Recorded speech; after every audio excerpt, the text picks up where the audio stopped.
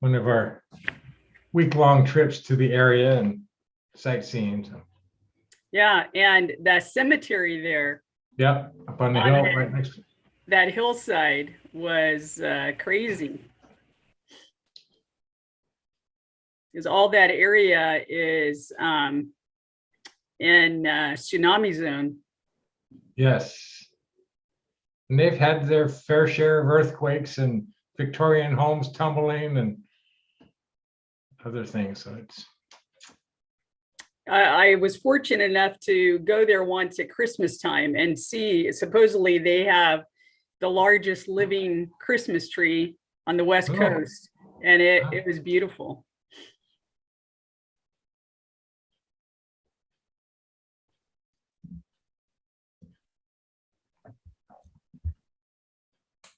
Hello, Pastor Lewis. Welcome. Hey, thank you. Thank you. Good to be with you guys. You perked my interest when you started talking about pie. So I was like, what's she talking about? Oh, yeah. Pie's always good. Yeah.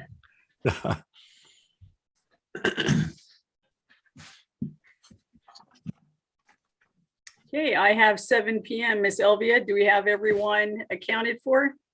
Of council, yes. All council members are present. Okay, very good. Well, I welcome everyone back to our meeting as we return from recess and continue with our meeting at our 6 p.m. Meeting time. All members were present. And so this evening, as we reconvene, Pastor Chris Lewis of Foothill Christian Church will lead us in the invocation, and Chief Matt Egan of the Glendora Police Department will lead us in the pledge. So Pastor Lewis. Thank you, Mayor. It's an honor to be with you guys. Let's bow our heads and pray together. Father, we come to you in Jesus' name and ask for your mercy and grace in our time of need. We thank you for our city, its leaders, its citizens, and we thank you that we've been spared from so much of the madness and violence that's gone on in the country the last 2 years. We thank you that despite our differences on issues of the day, you have allowed us to live in peace and prosperity. Lord, you said it that if we lack wisdom, we should ask of God, and you give it generously and without reproach. And so on behalf of our city council and the mayor and city managers and staff, I want to ask you that you would grant them great wisdom to know how best to lead our city, wisdom that allows our citizens to live quiet and peaceable lives, wisdom to foster unity in days of division, wisdom that brings about righteousness and justice in our city. We ask that you would, God, after 2 years now, we just pray for the end of COVID-19 and all that that entails, Lord. We pray as you commanded for our city. We pray that you would protect those who are most vulnerable. We pray for those grieving and ask for your comfort.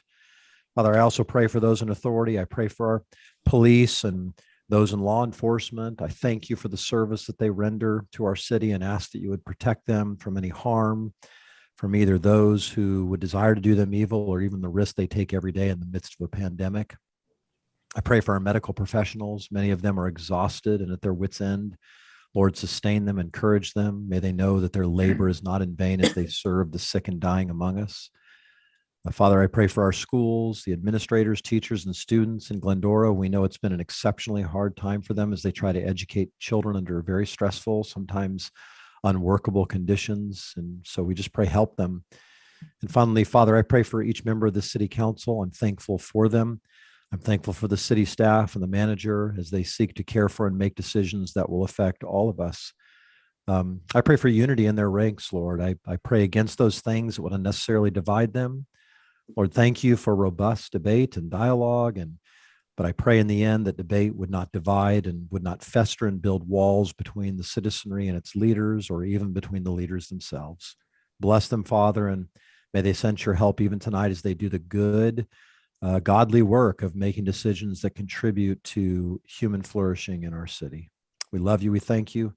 We ask all this through your Son, Jesus Christ, and by your power of your Spirit. It's in Jesus' name we pray. Amen.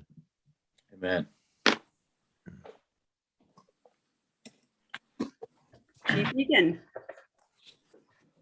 If you could please join me in the Pledge of Allegiance. If you're able to stand, please do so. I pledge allegiance to the flag of the United States of America and to the republic for which it stands one nation, under God, indivisible, with liberty and justice for all. Thank you. Thank you, Pastor Lewis, and thank you, Chief Egan. Next on our agenda is student reports, and tonight we will be postponing that until the second meeting in February. Look forward to that time when the students can join us again. Next is reordering of or additions to the agenda. Does anyone wish to reorder or add anything to the agenda? Okay, hearing none, then that takes us to public comment. At this time, we invite members of the public to address the City Council on those things on the agenda or other items of concern. They have 3 minutes to speak to us. If you request to speak, you can use the raise hand icon in Zoom to let us know that you wish to speak. You can also submit comments at cityofglendora.publiccomment.org. At this time, do we have anyone wishing to speak, or have we received any public comments? Thank you, Mayor. We have two received hands. 2 hands that have been raised. We're going to ask Joe Cena to unmute. Okay. Can Hi, you hear me? Joe. You've got 3 Hello. minutes. Okay, thank you very much.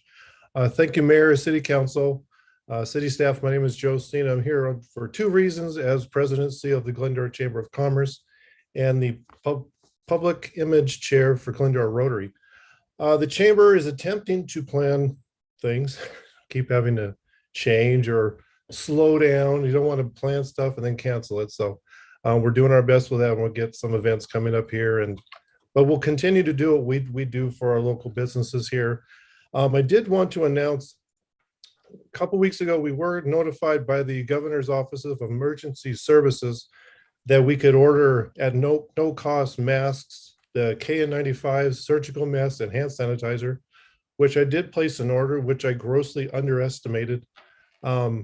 So found I could do it again. So I have a large order, hundreds of boxes of each, and when we receive those, I will let everyone know. And so we can get them out to who needs them, because if you've tried to buy KN95 boxes, they're $40-50 each. So stay tuned for more with that. And then regarding the Glendora Rotary Club, hopefully I'm not stepping on any comments Mayor Davis is going to do, but we partnered with First Christian Church for the Super Bowl of Caring. Now, super like soup, SOUPER. It's tackle the hunger program through the NFL to raise funds and collect food for our local food pantry, the Shepherd's Pantry. So from now until February 12th, we are collecting food and donations. Food donations can be brought to the chamber. There's a box in the front. I believe First Christian Church has one, and there's other businesses around town probably have them too. Or you can go on the websites if you want to do a monetary donation. We know with the pantry, a lot of donations happen through the holidays, but once the holidays are over, kind of the shelves start to thin out. So it's a good time for this. And so we're looking to raise some funds and to help fill their shelves for the people that need food and continue to need food. So with that, in regards to the masks, I will let everybody know as soon as they are in hand, and I'm back at the office. With that, thank you very much. Have a great rest of your meeting. Thank you, Joe. And Mr. Gutzweiler. Hi, thank you. Actually, I was hoping to speak to item on the agenda, number 12, the Memorandum of Understanding, and I'm not sure if this is the right time or if it should be later. You can speak on it now if you would like to. Okay, sure. I just want to say that we're happy to be in partnership with the city to support the library. The foundation exists solely for that purpose, volunteer help, financial support, and to really impact and improve, enhance all of the library services and programs. And so each year, the foundation usually awards about $165,000 in grants. And this year, because the library is celebrating their 50th year at their current location, so 50 at 140, we asked Janet Stone, the director, and her staff to really look at some things that might be bigger projects. And so this year, we're committed to about $387,000 of support. And so the foundation, I think, provides the city with a compelling interest to enter into the MOU. They are gracious and generous to allow us to use space to run the book loft and our operations there. And it's just a great partnership and collaboration. And so I just wanted to, we've been working on an MOU, back in the day, people just, it might have written something on a napkin, or they just had an agreement. But in these days, it needs to be codified. It needs to make sure all the legal requirements are met. And so we've worked hard with the city and others to make that happen. And so we're proud to submit that and look forward to that basically endorsing and actually outlining the various aspects of our relationship. So it's our privilege and pleasure to be a blessing to the city through the library and the grants that we provide. So thank you. Thank you, Mr. Gutzweiler. Do we have anyone else that is wishing to speak? If so, we invite you to use the raise hand icon. Thank you, Mayor. We've received no other requests to give public comment at this time. Okay, and have we received anything in writing? No emails that have come in, no. Okay.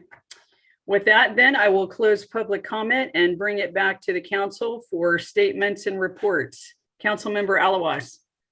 Thank you, Mayor. I'd first like to thank our city staff and especially Moises, our assistant city manager, for an outstanding job they did over the weekend with this windstorm. It was absolutely amazing how the crews have gone out as early as late Friday evening, and as they're still working, from my understanding. And the communication levels were just outstanding, keeping us informed so we can inform the constituents, because I know that myself and my colleagues have also gotten a lot of emails and phone calls and text messages of what's going on.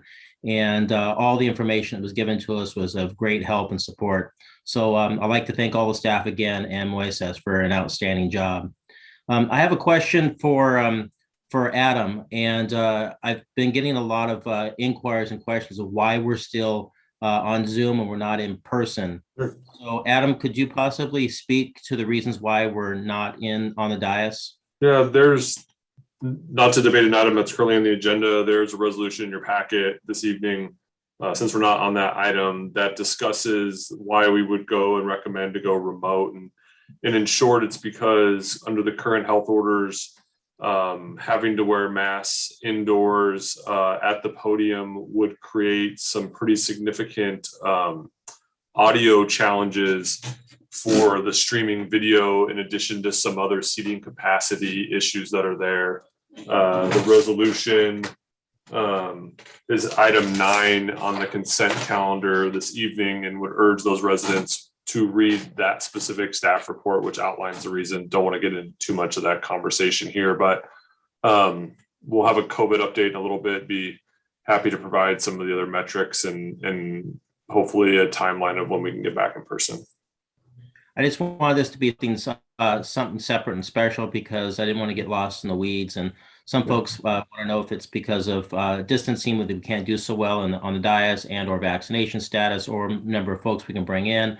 I believe it's none of that. It's just a matter of other issues that come up. It's all of the above.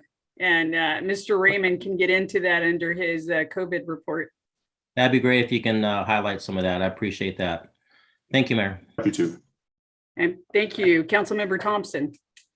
Madam Mayor, thank you. And I want to echo what Michael just said about our the city staff. They continue to do an amazing job at all hours. They have been out there and risked life and limb, and continue to work hard. And I just want to express again my thanks to each one of them. And I also want to thank all of the folks that have just helped each other out. I've walked up and down my street, have had a chance to meet some new folks and talk about this wind, and pulled out some limbs with folks, and it's just been a good time, even though it's been a tough time with power out and internet out and the TV out and everything else. But it's really given us a chance to meet with each other and talk about life and really think about important things. And so that's been good. And I just want to say thank you to everybody. Just a quick update. The goal line continues to work extremely hard. Traffic is a little bit jammed on Lone Hill as they continue to work on that bridge. Grand is experiencing the same thing. So give yourself time, but everything is going extremely well. And thank you once again for everybody's help, the patience that everyone has. Thank you. Thank you. Councilmember Friedendahl. Thank you, Madam Mayor. And I echo my colleagues. The city heroes showed up once again this weekend, without a doubt, all times of day and night. One of the limbs that got risked in my neighborhood was taken care of at 2 a.m. on Saturday morning, and it was a road blocker, so it was serious. These guys are great. They were back Saturday to clean up and finish up the best they could to keep moving. So triage of the situation, and it's neat when you see water folks working on trees and tree folks working on streets, and everybody's pitched in. So no names, no badges, no me. It was all of us. So thank you for that. One of the committees that I get to sit and represent the city for is the San Gabriel Mountains Community Collaborative. And it's a group of conservation-minded folks that are looking to see and continue to look, how can we maximize and utilize our San Gabriel Mountains, the Angeles National Forest, and get people interaction for the folks that don't always realize that it's in our backyard. Coming up in May is a summit that the Trails Committee group is putting together to help teach skills for leading projects and how to do some of those projects. And there'll be more news available on that as we get it formalized, but it's to train the volunteer group leaders on how they can coordinate their groups to contribute to the use and the maintenance of the forest as volunteers are necessary. So with that, no other news, and thank you. Thank you. Mayor Pro Tem Boyer. Thank you, Karen. Last meeting, I gave a report on our water conditions, and even though it really hasn't changed a whole lot, we haven't got a lot of rain so far in January. The one thing I noted was that we were scheduled, Southern California was scheduled to get 0% of water allotment that we normally get from the State Water Project. And since that last meeting, it's been adjusted, and we're now scheduled to get 15%. Even though that's still a low number, it's dramatically better than 0. But Metropolitan Water District has done a great job in planning for drought conditions, as have so many of the water companies in Southern California. We're still in drought conditions. We're hoping for more rain this year, and we actually need a few more years of good rain. But it is important to just correct that we are getting more water than we originally planned. So it's not quite as dire as it looked. I'd also like to note that we had our first meeting of the League of California Cities Housing Committee. And as we're starting to review legislation that's taking place in Sacramento having to do with housing, we're seeing more and more legislation being proposed that's going to continue to drive up the cost of housing, and especially drive up the cost of new development in California. So I'm asking everybody, pay attention to that. And when you see stuff that concerns you, don't think twice about reaching out to our local representatives that represent us in Sacramento, and let them know that we really have to do something to address the high cost of housing in California. On one other note, Foothill Transit, our local bus service, we are still dealing with a lot of staff shortages. And as so many people are at the city and a lot of businesses dealing with the same things, but buses don't run if we don't have people to drive them. So I'm just asking for everybody to continue to be patient. Foothill Transit is dedicated to making sure, even though we've had to cut some scheduling, we will make sure that the first runs of the day and the last runs of the day will continue to be run so that people aren't stranded anywhere. And then lastly, again, just ditto what my colleague said about the great job staff did during a recent windstorm. Enough can't be said, and we got a lot of comments from residents about that, and residents did step up and help each other. But just to let everybody know, because the question has come up, the trees in the village that went down, the one in front of the village eatery that was still standing, it was damaged. And so it had to be taken down, even though it didn't blow down. A lot of people are asking why the decision was made to take that down. And yes, they will be replaced. I'm sure the trees that replace them will be substantially smaller, but they'll get to where they need to be in a few years. So that's it. Thank you, Karen. Thank you.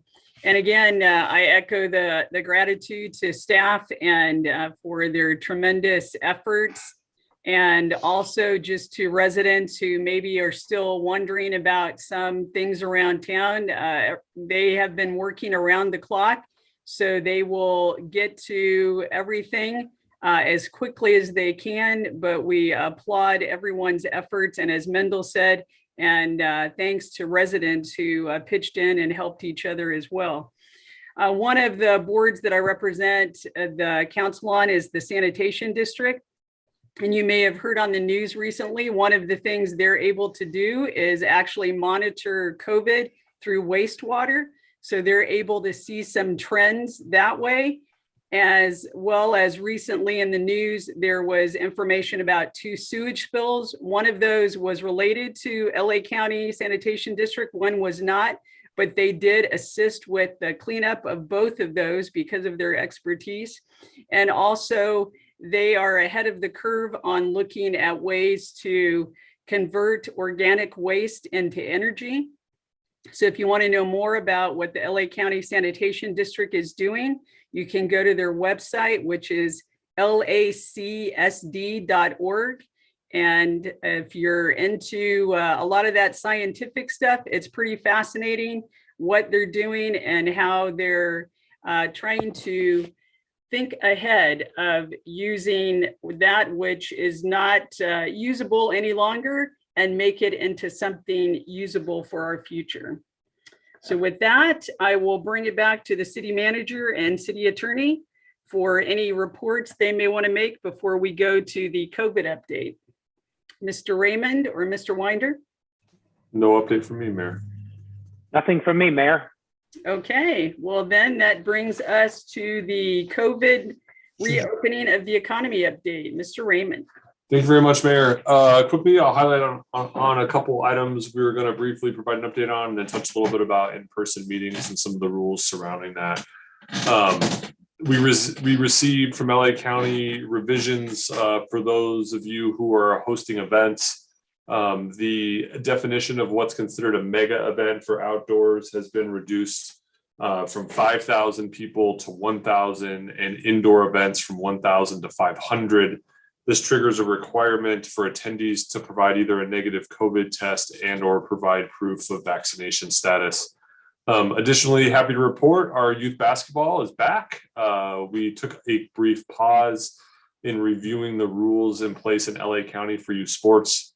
4 positive tests on a team over a 2-week period basically would shut that team down in order to incur as least hassle for the parents and the children to provide the most rewarding experience. We're moving forward. Several surrounding cities have canceled their programs, and we're cautiously optimistic that we're going to be able to move forward. As part of LA County's requirements, children, regardless of vaccination status, will be required to provide a negative test prior to their games on Saturday. So Teen Center's open Monday through Thursday from 3 p.m. to 7 p.m. For free testing, and encourage the community to use those resources.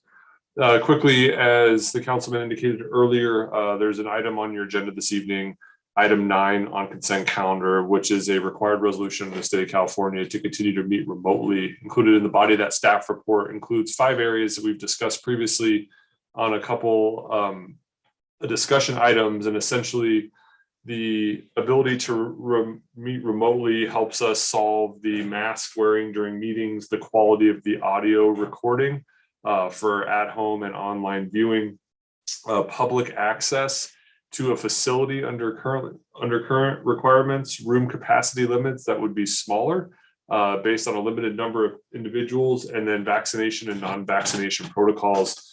As you may recall earlier, LA County did have a health order at one time that said fully vaccinated individuals not have to wear a face mask. Well, non-vaccinated or non-fully vaccinated individuals must wear a face mask.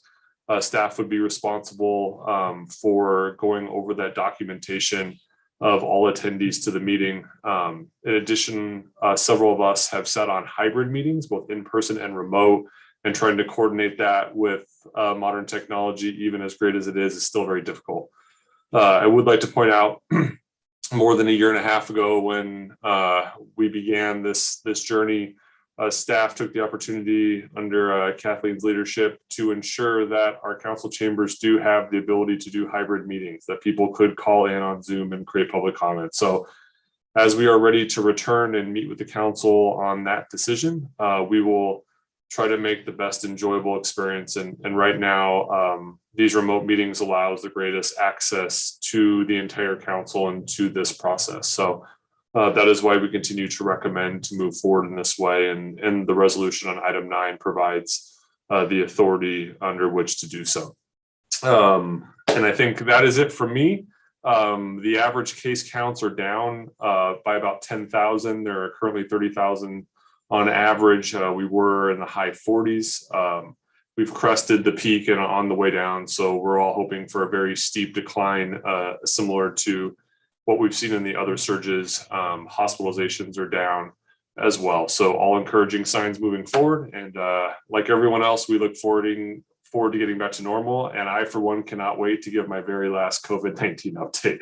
So I am looking forward to that. I'm going to have a celebration and a ribbon cutting in my office when that happens. And with that, I'll turn it back over to you, Mary. Thank you very much. Appreciate it. Appreciate you trying to manage all of this ongoing, ever-changing COVID information, along with the many other vital responsibilities that you have in the city. So thank you. All right, that takes us to public hearings. Item 6, a public hearing to consider a resolution amending the master schedule of fees for fiscal year 2021-22 relating to passport service and animal license issuance, strategic plan item 11-IFSS. And tonight to report on that, Administrative Services Director, City Treasurer, Marie Ricci. Marie. Thank you, Mayor. Good evening, Mayor, members of the City Council.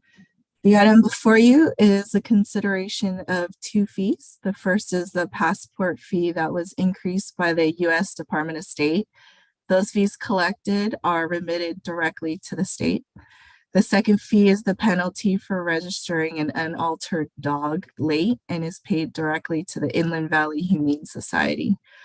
These fees were set by a third party, and the public hearing is a formality to authorize the amendment of our master fee schedule. Both the city clerk and the police chief are available to answer any questions that you may have on either of these fees. And that concludes my presentation. Thank you. Thank you. At this time, before I bring it back to the council, I'll open the public comment on this and give the public a chance to make any comments. Do we have anyone requesting to speak? If you are watching right now and would like to speak on this item, you can use the raise hand icon. At this time, Mayor, we received no requests to give public comment from the attendees and no emails received as well. Okay, thank you. Then I will close the public comment time and bring it back to council. Councilmember Thompson. Madam Mayor, thank you. The staff has done an excellent job of simply saying these are fees that we need to pass through as they're being charged to us, and obviously the people that use these things. The questions that I've had have already been asked and answered, and I support this. Thank you. Thank you. Councilmember Alawas. Thank you, Mayor. No, great job on the staff report. It's unfortunate fees are going up, but everything else is correct. So I'm in support of this, unfortunately. Okay, Councilmember Friedendahl. Thank you, Madam Mayor. I think it's important to note that while these fees were already approved, this is just getting our schedule in line with that. But also there was some social media recently that complained that Glendora did not offer senior citizen discounts or discounts to veterans with special needs. And in fact, that's not the case. Our rate schedule does in fact include those. So if there are pet owners that are looking for some assistance in those areas, I invite you to look at those rate schedules and you'll find some generous relief in those areas. Other than that, I support this. Thank you. Thank you. Mayor Pro Tem Boyer. No questions. Thank you, Karen. Okay, thank you. And I have no questions either. So with that, I will entertain a motion. Also move. Second. Thank you. I think I heard Councilmember Friedendahl make a motion, a second by Councilmember Thompson. I will take a roll call vote. Councilmember Alawas, Yes. Councilmember Thompson, Yes. Councilmember Friedendahl, Yes. Mayor Pro Tem Boyer, Yes. and Mayor Davis. Yes, That passes 5-0. thank you. All right, that takes us to the consent calendar, items 7 through 10. The items on the consent calendar can be enacted by one motion without any discussion unless any council member chooses to pull any items. And I move items 7 through 10 on the consent calendar. thank you. I will second. Thank you. That is a motion by Councilmember Alawas, a second by Councilmember Friedendahl. I will take a roll call vote. Councilmember Alawas, Yes. Councilmember Thompson, Yes. Councilmember Friedendahl, Yes. Mayor Pro Tem Boyer, Yes. and Mayor Davis. Yes, And that passes 5-0. Thank you. thank you. That takes us to member agenda items. Item 11, consideration of the Brand Wong Mendoza tripartisan land use initiative, and Assistant City Manager Lopez to report. Mr. Lopez. Good evening, Honorable Mayor and City Council. As the mayor mentioned, the report before you is to consider the Brand Wang Mendoza tripartisan land use initiative and provide city staff with direction. This initiative, if it qualifies for the ballot and is approved by the voters of the state of California, would amend the state constitution to provide that any adopted local land use and zoning laws would overwrite any conflicting state laws except under limited circumstances which are stipulated in the text of the initiative. The initiative has not yet qualified for the ballot, but it has been cleared for circulation of signatures. This initiative language closely resembles the language of Assembly Constitutional Amendment 7, which was legislation that was introduced during the last legislative term that would effectively reasserted local control over land use and zoning issues. The bill was introduced in the Assembly, but it has not yet been assigned to any committee for consideration. Back in August of 2021, the city submitted a letter of support for ACA 7, as the preservation and enhancement of local control is one of the city's guiding legislative priorities. Proponents of the initiative have until May 2nd of this year to submit the required number of signatures to qualify for the ballot and have those submitted to the states, to the California Secretary of State. As a matter of information, the Our Neighborhood Voices website, or the proponents of this initiative, have on their website list nearly 30 cities that have supported this initiative, in addition to the South Bay Council of Governments, the California Contract Cities Association, as well as the Southern California Association of Governments. With that, staff is recommending the city council consider this initiative and provide direction to city staff accordingly. With that, Mayor, I will turn it over. Thank you. Mayor Pro Tem Boyer?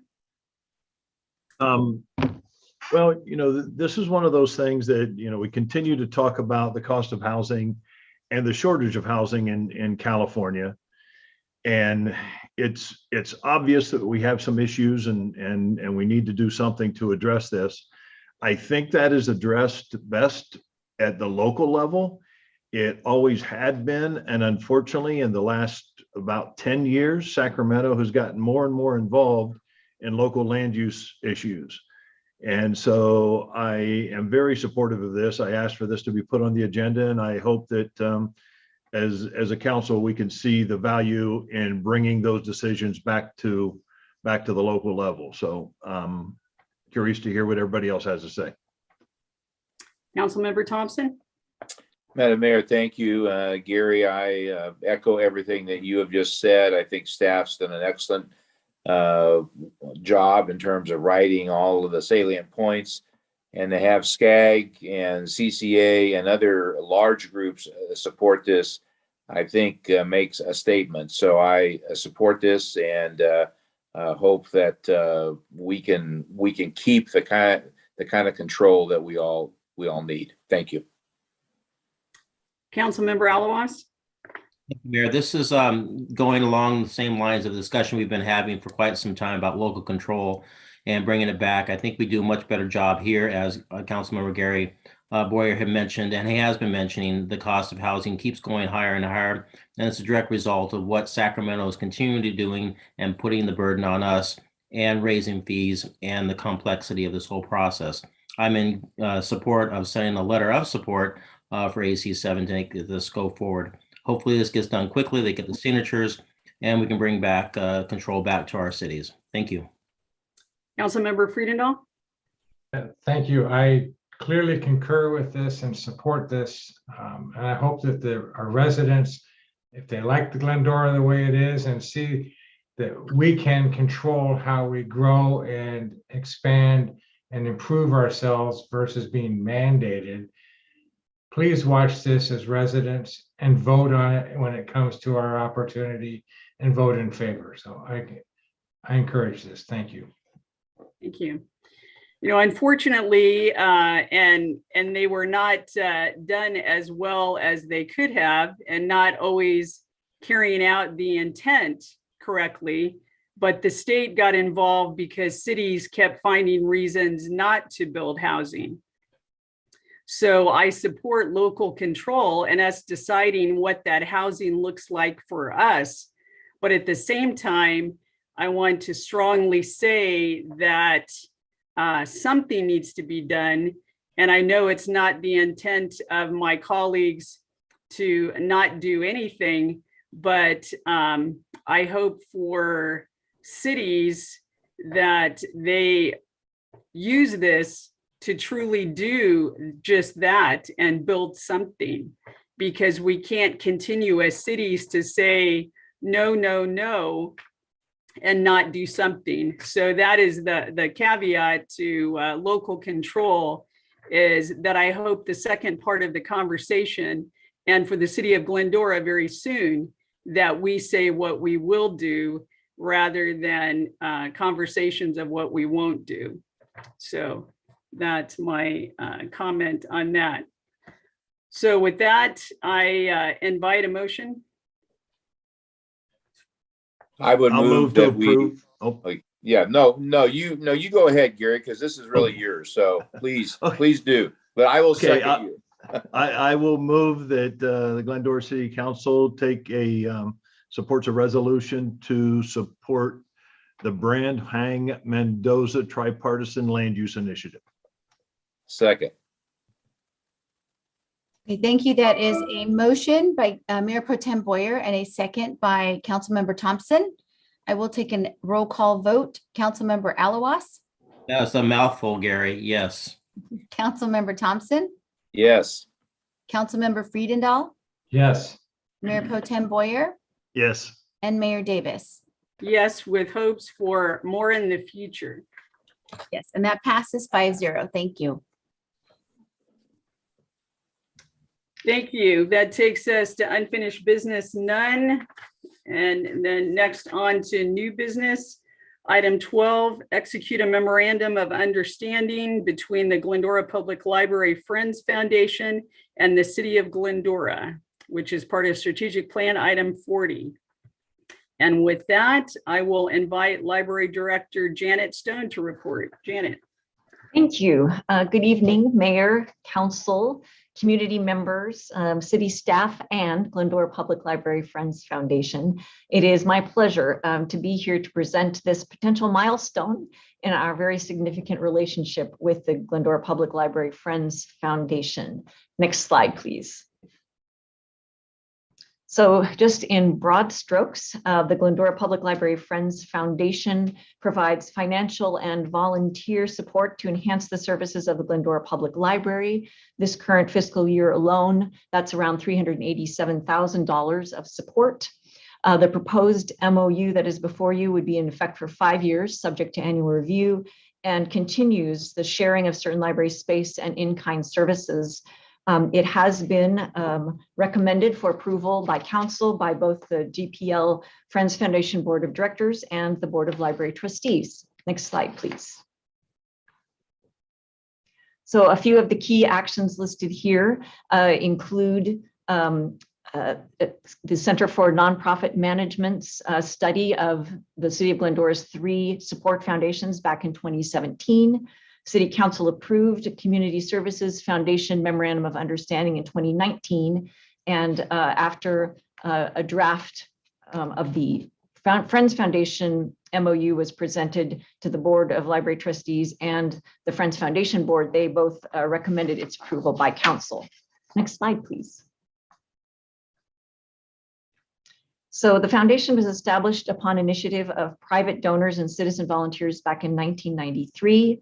As already mentioned, that in the current fiscal year, they've committed to over $387,000 in support, and that covers a variety of things, including the Summer Discovery Challenge, events like Opera Talks, one-on-one literacy tutoring, books and other resources, online tutoring, and downloading and streaming and other opportunities. Next slide, please. So this Memorandum of Understanding will help ensure the continued provision of efficient support through which the city, along lines of which the city provides shared space, waives rental and fees for space, and provides without charge limited event and marketing support. Next slide, please. So as mentioned, the term of the proposed MOU before you is 5 years, subject to annual review. And there it would be signed by representatives of the city, the library, the Board of Library Trustees, and the Friends Foundation. Next slide, please. So some benefits of the terms of the MOU. It affirms the support, policy, and advocacy roles of the partnering agencies. It confirms the Friends Foundation's responsibility for its employees, clarifies the approach toward potential conflicts of interest, limits liability, addresses indemnity, and confirms insurance requirements, affirms confidentiality of records where applicable on both sides, addresses some tax-related needs. Next slide, please. In terms of facilities, it helps affirm their availability, the activities that can occur there, access to them, maintenance, security, and fees. It outlines the expectations of technological support for a 2-year transitional period and afterward, defines the availability of city resources and staff, affirms grant funding opportunities, and clarifies fundraising roles and the disposition of donations. Next slide, please. So in terms of fiscal impact, the current budget does have in it already a library development division, which has sufficient funding to support the continued partnership between these agencies. Next slide, please. And as mentioned, the Friends Foundation partnership routinely results in 6 figures of grant support annually, and that has already been anticipated in budget projections as well. Next slide, please. So the recommendations for this evening before you are to approve the memorandum of understanding with the Glendora Public Library Friends Foundation to formally affirm the partnership with the city to provide volunteer and financial support for the programs and services of the Glendora Public Library. And number 2, to authorize the city manager to execute a memorandum of understanding between the Glendora Public Library Friends Foundation and the city of Glendora. Next slide, please.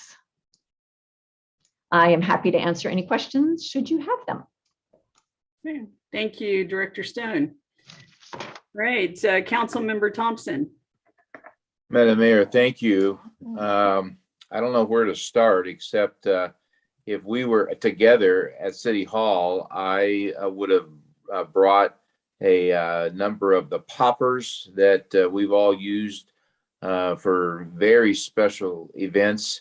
And you pop it and the strings come out and that nasty smell fills the air.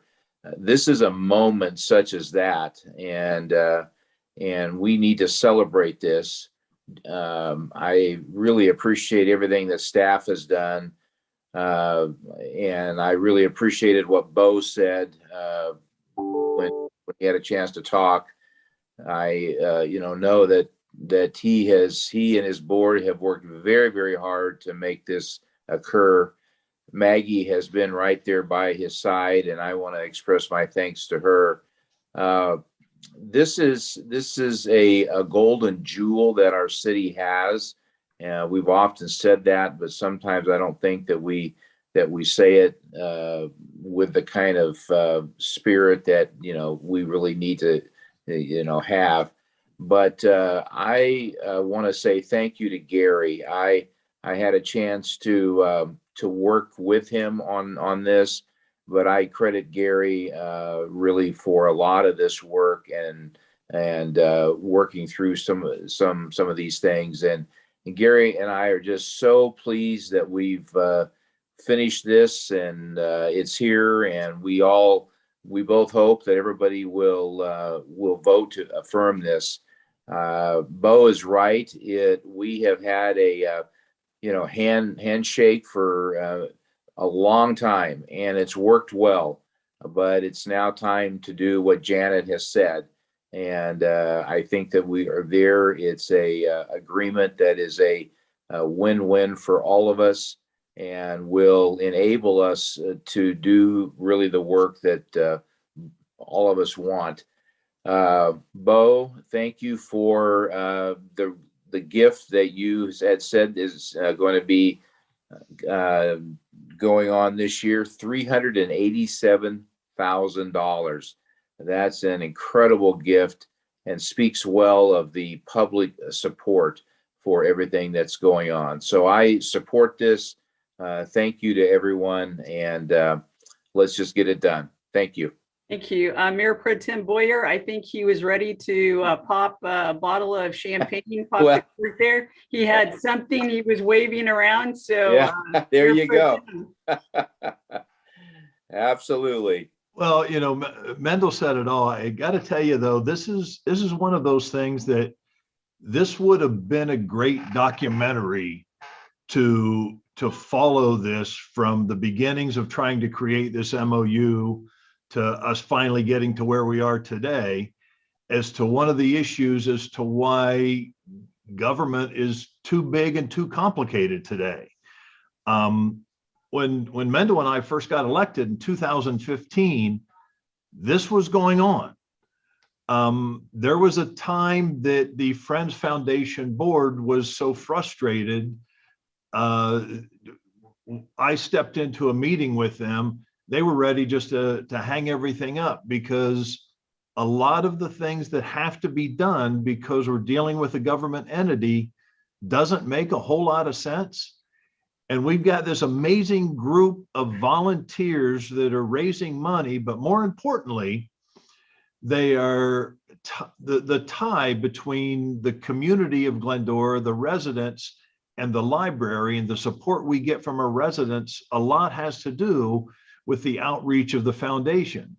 And it became so complicated simply because of different things that as a government entity, we had to require from this group of volunteers.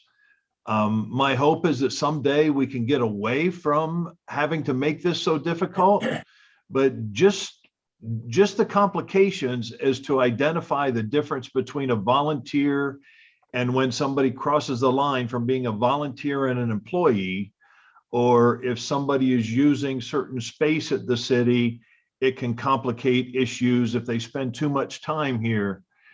And so I can't say enough about the Friends Foundation board sticking through this entire thing and understanding that our goal was to try to make this work for everyone.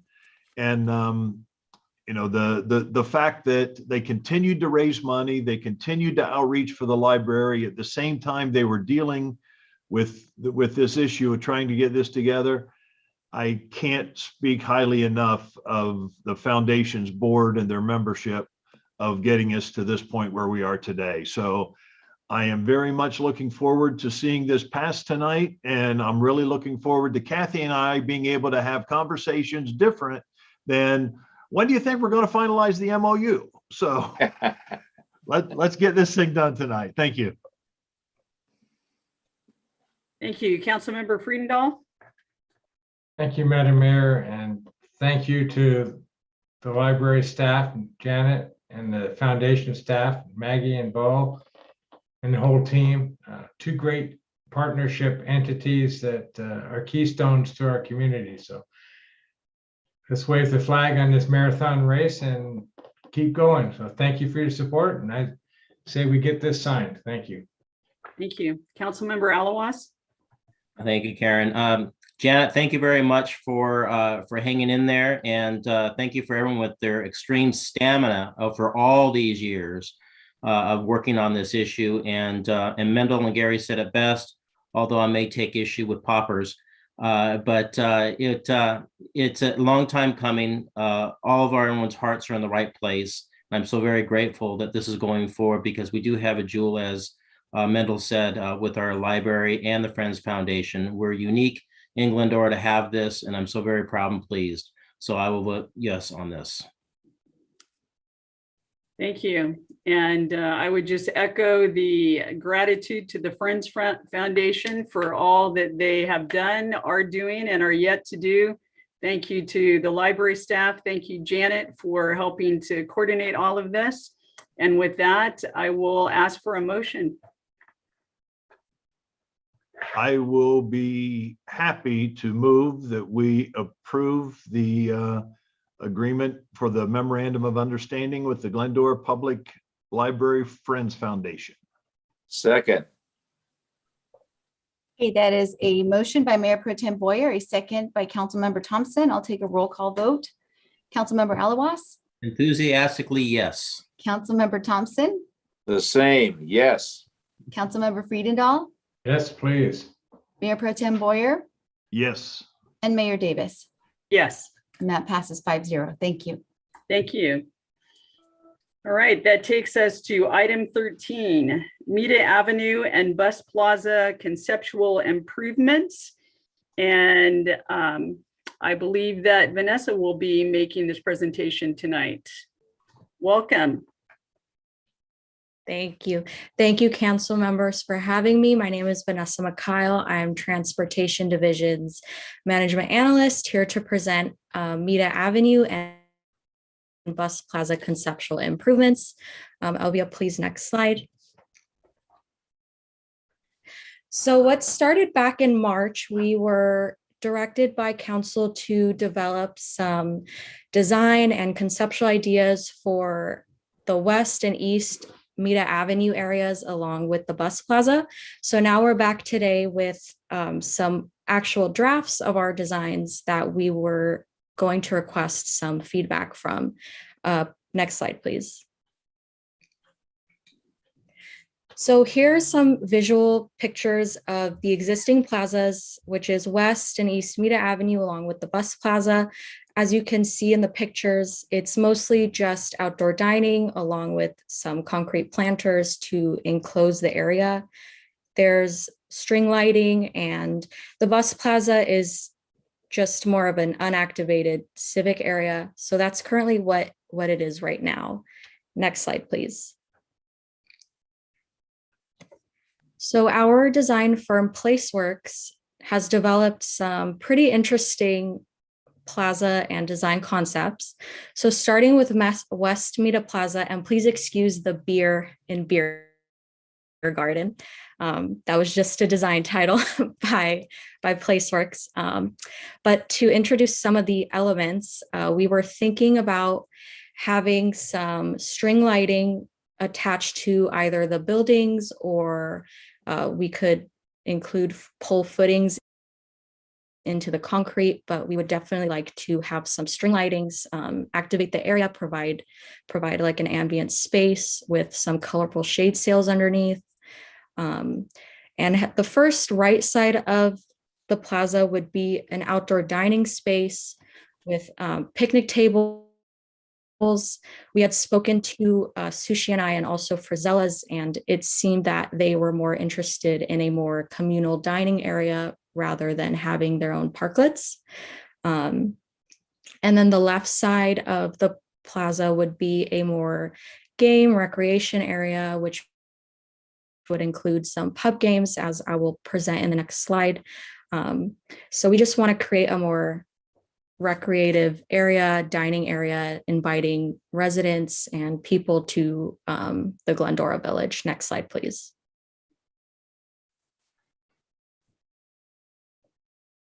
So pictures below are of some game ideas that we could have. We could interchange quarterly. Some ideas we thought about were cornhole, a giant chess piece, giant Jenga, some mini golf, ping pong, or foursquare. Again, these are all interchangeable. I do want to mention we did speak to all of the neighboring restaurants about our ideas, and they were very, very pleased, very happy and excited for whatever we end up doing. And they have made it very clear that they would love to help in any way, and even take care and maintain the areas such as these game areas. Next slide, please. So outdoor dining could include either tables and chairs, removable tables and chairs, or picnic style communal seating in the bottom left. We did throw out the idea of also painting a mural on one of the walls. We could incorporate Glendora culture, or the trees, Foothill, citrus, if that was an option as well as an attractive piece. Next slide, please.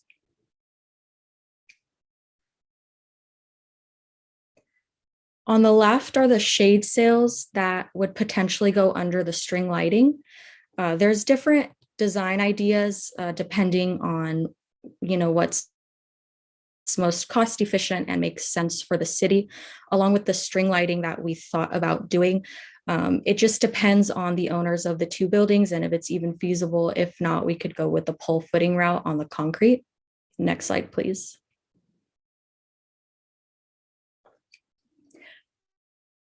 Bringing us to East Mita Avenue. It's a little bit more of a lounge style dining area, more casual. Same as West Mita, we would have string lightings on new posts, just because the two neighboring buildings are different heights, so it wouldn't necessarily work out if we strung lights from the buildings. In terms of shade sails, I think shading would be better along West Mita. On East Mita Avenues, we would opt for colorful table umbrellas, which would include on the right side some outdoor dining. T. Phillips did express interest in a parklet that we could potentially have for them as a bar seating type of parklet. And on the top right would be a casual lounge area with fire pits. for visitors if they want to chill, hang out. And on the left side would be a fun kids playground area, maybe including some lighting or some artificial turf, or we could, paint the ground a fun, vibrant color. Next slide, please. So some of the visual ideas for East Meta would be artificial turf. As a playscape, we could have a half pipe. Self-watering planters would also be a good idea. I know we have our concrete planters already. We could include a self-watering element as well as also including trees and planters. So we could also add some trees to either side. Next slide, please.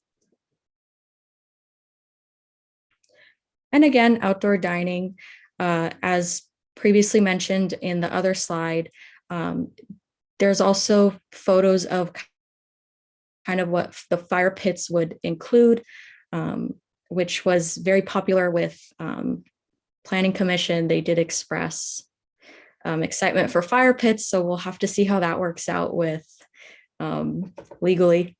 Next slide, please. So below our umbrella ideas that we would have all unified colors, commercial quality, string lighting, as mentioned before in the previous slides, would provide ambient lighting for both sides of the street. And we do want both sides of the street to look unified and aesthetically pleasing, of course.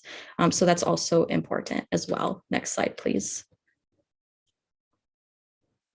So the third civic area is the Bus Plaza. It's a little bit harder to, given the utility underneath. We would like to, I guess, take a more modest approach with kind of what we would like to do with the Bus Plaza. We would like to create a more civic center area for events or holiday events, city events such as the holiday stroll. We would like to opt to remove the permanently fixed benches, remove hand railings along the front of the stage/stairs, and also removing the trellises in the front of the plaza along with lights, the info kiosk and planter. Next slide, please. So after you remove everything, this is kind of what we imagined it to look like. Some new lighting could be on taller posts that we could place into the concrete. We could control the color and blindness. If any bands or plays took place, we would like to even include an elevated stage deck. It could be removable, of course, for any events. But we just want to create a more open space, just for different events and more lighting, just create a more inviting space and, have people actually use the area. Next slide, please. So as I mentioned before, just creating an inviting stage space for the audience, seasonal celebrations. Something new is we could have community theater, a reading circle for children. I know there's a daycare area on the Glendora Village. We could have movable cafe and table seatings along with like a modular seating similar to the parklets where you can move them or create a stage with them. So these are kind of the ideas that we have for the Bus Plaza. Next slide, please.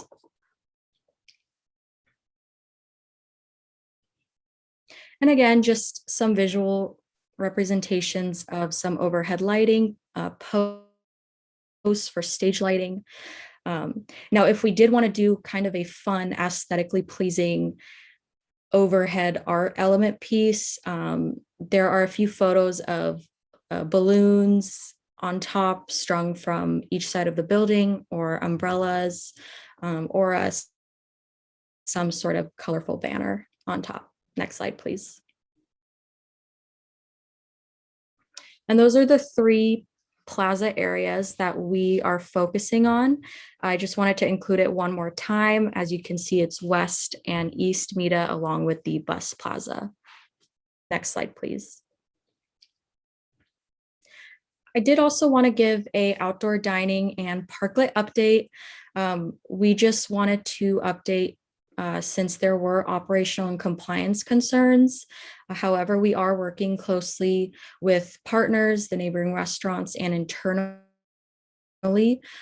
to develop a more compliant village and maintain it annually.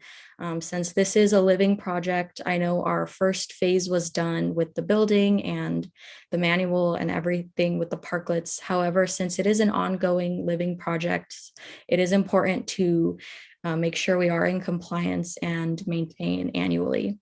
I did want to mention we did present to the board, I believe in December, and some feedback that I did want to mention from the board, the bid board, was to allow dining along sidewalk to provide a minimum of 4 feet of clearance. So it's important to maintain a 4 feet of clearance. We want to allow entertainment, providing guidelines are in place. Outdoor smoking allowed only in designated areas, which exclude dining areas. Allow access to power boxes for lighting, and prohibit tents and low quality umbrellas. Next slide, please. So some next steps I wanted to mention, we did complete our installation of wheel stops last week. We are currently replacing the damaged bollards that have been hit along Glendora Avenue. So the new bollards should arrive in mid-January. We've also been discussing some traffic safety improvements around the parklets, and we have met with Glendora PD to discuss some or more safe ideas in around the parklets. So that's in development as well, anticipated to complete in spring. And we are also working on a universal outdoor dining agreement / permit to kind of resolve and answer any maintenance and compliance issues. So we are hopefully going to bring that in June of this year. Next slide, please.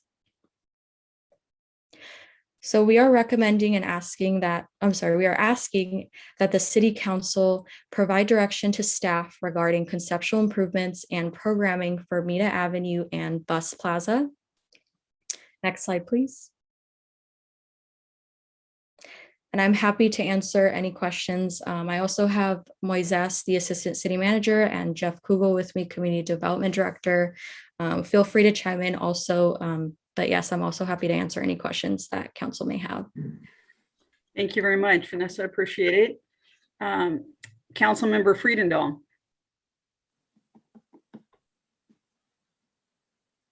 All right, great. Thank you, Vanessa. Exciting proposals, and kudos to the imaginations out there to create things that make us a destination village. I think that's a wonderful idea. Lots of creativity and great suggestions indeed. You can probably anticipate some of my only concerns, and thank you for hitting on the current status of the parklet update of where we're at since we started those installs just before Labor Day. I am concerned about the timing of June of 2022 to formalize a manual. I realize it's a living project and there's always adjustments, but I think our partners haven't all delivered on what the agreement that they signed last March and April for compliance are. And we talk about uniformity of lights and things. I think we need to get those nuts and bolts formalized and agreed to, an MOU thing, not as long as the library one took, of course, but I think we need to finalize and get agreement on those as to how to live together, working forward to this mutual benefit for the community. And we need to finish the one we're doing before we start figuring out responsibilities and who's willing to be partners on the new concepts. So keep going on those new concepts, but there's some living learning lessons from that I think we need to incorporate into the the new opportunities. But thank you for that work. It's exciting. It looks like a fun place to hang out. I want dibs on one of those fire pits. It looks fun. So thank you, and I do support the concept. Thank you. Councilmember Thompson. Madam Mayor, thank you. And to staff, thank you. This is really an exciting event that is being planned, and atmosphere that's being brought to our city. We've lived here for 35 years, and to see this kind of change is really superb. We have a saying here that that this is a great place to live, work, and play.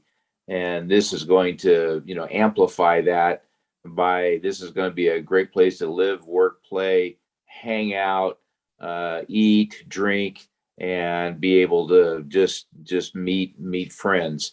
And I agree with what David just said. I think there's things that we need to button up on the current issues that we have. The parklets are doing well, extremely well, but I do support what he just said. But when David and I saw this in the briefing that we have every week, a couple weeks ago, we talked about this for over an hour, and our minds just ran with new exciting things to talk about, think about, do. And so I certainly support staff continuing on to work with the bid and the downtown area, public, the partners which we have. I think you're on to something really, really good, and I think the city will embrace it. So thank you. Just button up the things that we need to now, but just continue on with this too. Thank you. Thank you. Councilmember Alawas. Thank you, Karen. Vanessa, well done on the presentation. And as Mendel mentioned, we got to be briefed a couple of weeks ago on this. Pretty exciting stuff. I kind of fell in love with the balloons on top. I thought that brought a lot of color and excitement to the area.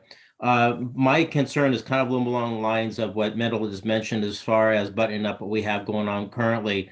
My biggest concern and my biggest issue is having the restaurants being able to plug into the city power there for their lights in the evening. I know that we have, I think, 1 or 2 restaurants that are already doing that, but we're not letting everyone else do so. And I think that needs to be done, particularly because of how late things get. And they need to have good lights. Solar powered lights just aren't going to work in those areas. So if we can somehow bring that up onto the schedule a little sooner, I would greatly appreciate that. Is there a couple things? We talked about this before, and I'm not sure if there's any conclusion on that. The Amelia, both east and west, is it still going to stay at grade level, or is there any thoughts about raising it any higher to curb level? At this point, we haven't thought about raising it to curb level. However, if that is something that you're very interested in, we can definitely look into raising it to curb level. Yeah, and I would just say historically, when we talked about the funding that we have set aside, something like that endeavor is very expensive. And so at this time, that's not proposed. Is there any stages that are proposed for those 2 areas? Stages in terms of parklets or stages in terms of music? Stages, do you want to have like a band or a presentation or something of that nature? So in terms of that nature, we kind of envision that to be used, or I guess to be the Bus Plaza area. So we envision the Bus Plaza area to be more of a stage civic center. Is there any thoughts about, before we dive in with all 4s, to do some test case as far as putting some games out there or doing some things like moving some things around before we dive into something? So great question, actually. I do want to mention we did receive, or we are supposed to receive some new furniture from Vestra. This was given to us by some COG funding that was not used by a different city. So they really loved what we were doing and wanted to give us some temporary furniture, try it out, test out the area with more I guess, a more fun recreational space. So that's definitely something we want to do, is test out the area and possibly, include a few games, see how it works out. So it was mentioned about the fire pits and some of the excitement there, but also some of the pushback from legalities and legal issues and insurance issues. Can you speak on that a little bit? I feel like that would be a better question for the city attorney. No, I'd be happy to jump in, and I know Moises, and I see Jeff there as well. So Jeff, why don't you take it away and talk about our methodology for parks and parklets? Right. So I think the idea is that, obviously when you're introducing fire pits or games or things, there's a whole management issue, there are safety issues. And so, one of the things I want to try to do in terms of directing this is to make sure that we don't put anything out there that we wouldn't be comfortable putting in a public park. Because really what we're talking about doing is really turning these street areas into park-like recreation areas, or sort of a town, building this town square concept that has been developing really since COVID started, and made us think out of the box for these types of things. So while it is possible, and there are examples of things like fire pits in areas like this, these need to be fully explored and vetted out and made sure that when they are installed, that they're safe, for the general public to use, like any other piece of equipment or facility in a public park. Are you going to put signs on there, not for cooking or throwing your friend in? Well, we'll see. If that's necessary, then that's what we'll do. But again, I think the point is, you're right, is that safety is something that obviously we're concerned about in planning these things. But I think it's proven that we can get creative and add things to the village and do it in a pretty safe way. So we want to be able to build on some of those things that the city, the community councils have been able to accomplish since we started this in almost a year and a half ago. Last question. What's the goal or the timing to try to move forward on some of these ideas? So, do you want to handle that, Vanessa, or do you want me to? Oh, you can if you want. Okay. So, oh, sure. So with the direction from the council, I think the next step will be to come up with some final, designs and develop a final budget for the acquisition of some of these things to install later this year. By the end of the year would be the idea to do some of these things. The META at the Bus Plaza, that's for META. For the Bus Plaza would probably take a little bit longer, because we're talking about removing, permanent fixtures such as the trellises and some chairs or some seating areas, rails that are already part of the public improvements or infrastructure in that area. So that would be a longer lead time.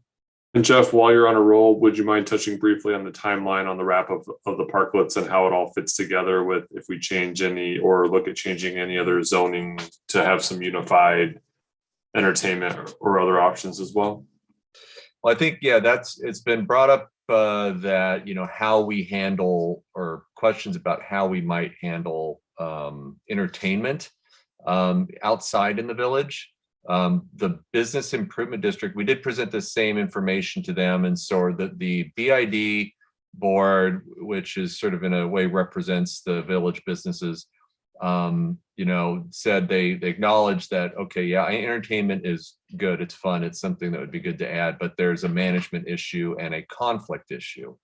Who do you allow to have live music? Is that something that is sponsored by either the bid or the city? So it's limited, but there's a lot of, I think, details to work out how we might sort of this issue of creating this public square area where people come, eat, dine, visit, recreate, play games, etc., to also now incorporating entertainment. That's I think also a longer term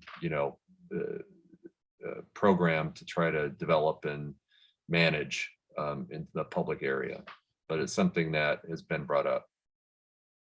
Well, thank you, Vanessa. Thank you, Jeff, for all of that. I'm really excited about the creativeness that you folks are bringing to this. I'm looking forward to what the final outcome might be, but thank you again. Thank you.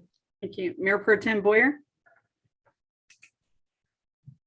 I am so excited about these changes and the fact that staff is embracing some of these ideas and coming forward with suggestions and reaching out to the community to see what people in Glendora and the business owners and the customers down here at the village are looking for. I was sitting here watching this presentation, and Mendel, I don't know if you remember this, but back in 2015, one of the first sort of controversial conversations we had on council was we had a situation where we had a local dance school that wanted to do a little recital in our Bus Plaza. I do. And we told them no. We did. And we sort of looked at ourselves and thought, okay, what is wrong with the fact that we are put in a position that we had to deny a request like that? And we've just come so far, and city staff has embraced these types of ideas and come up with ways to make things like that happen. And so to me, I'm just so excited about this. There are a lot of details that still need to be worked out. And I'm confident that we will get to those, but no, I encourage that we move forward with these ideas and continue to come up with more. Good job, everybody. Thank you. Thank you. Yes, and that situation that you referenced, Mr. Boyer, had a lot to do with the bid. So going forward, as we work with the bid and iron out some of these policies and procedures, I think it will make it better for everyone. But Vanessa, no, very exciting. There are plazas like this in Orange County that I've visited that have some of the outdoor games and activities, and they're a big hit. So to be able to have something like that in Glendora is fabulous. And my suggestion was to change the beer garden to game garden, because it's a little bit more G-rated. And I think that all of these ideas are fabulous. So I can't wait to start to see some of them become a reality. And in terms of the fire pits, there's many hotels that have outdoor fire pits in their public areas without people supervising them, and seem to be working for them. It's usually of the gas variety with the glass, because that's a little bit safer, I think, than an open flame. So I think there's ways to do that and add some diversity to our outdoor areas. So I don't know what else you need from us tonight to help this move forward, but I think it's fabulous. And so Mr. Kugel, anything else that you would want from us as well? Not specifically, no. Just that the purpose of this was to get council's input on the ideas, if there were additional ideas that you had, if there were things that insights that you could offer us, but your support moving forward is what we're seeking, so we could continue this project. Yeah, and as I had shared with you previously, just because so many Glendora folks love to walk in the village with their dogs, I'm a little hesitant about the installation of artificial turf. I think anything that we could do outside of that would probably help us with maintenance issues and other concerns that might arise. But I think all of these ideas look great. And so thank you to you and to Vanessa and to Stephen for all of these ideas and dreaming and working out these details. We're excited, and we can challenge each other to a game of chess or one of those other games once they're out there. So, Thank you. All right. So if we don't need to take any formal action then we will move on to our next item. Thank you very much again to both of you for your presentation tonight.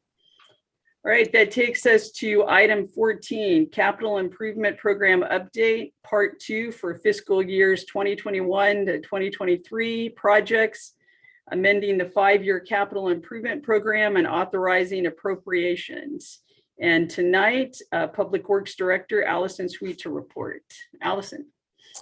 All right, good evening, Madam Mayor and City Council. This is our second quarterly CIP update to the City Council.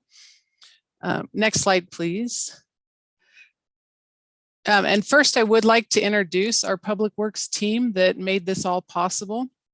And they will be busy for the next few years managing these projects.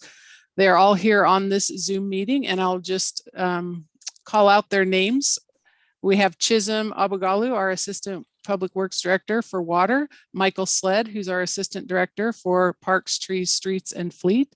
We have Malia Ansari, our Principal Engineer, and then our Engineer and Project Managers are Michael May, Abel Pagio, Marvin Carpio, and Alexis Escobar. All right, Nick. Oh, and so as part of the background, this information was presented at the November 9th, 2021 council meeting. And this was part of our, this update is included in the 2020 and 2023 strategic plan, which then includes the our 5-year CIP projects plan, sorry. I'm going to concentrate on this presentation with the first year, this current fiscal year, which it has about $11 million and there's 45 projects. Next slide, please. Also in this agenda item, we're recommending to amend the 5-year CIP to include or move some future projects. And these include what we have called Package 1, which is the Amelia Avenue Street and Cumberland Road area streets and water improvement. And then we are moving the project to our current fiscal year for design and then fiscal year 2022-23 for construction. And we were also asking to move project number 4, which is the Mauna area street and water improvements from or move it into our design for this current fiscal year and then construction into the next fiscal year. And also as part of this amendment, we would like to move package 3, which is the Leodora area street and water improvements, and move that out a year to fiscal year 2023-24 for design and 2024-25 for construction. Next slide, please. So this table shows the existing adopted budget on the top portion, and then the lower is the same project with our proposed amended budget. First, we describe the project, and then the next column is our funding for the current year. And the next column is what is programmed for next fiscal year. And the next column is called unfunded fiscal year 24-26, and that is the last 3 years of our 5-year CIP project.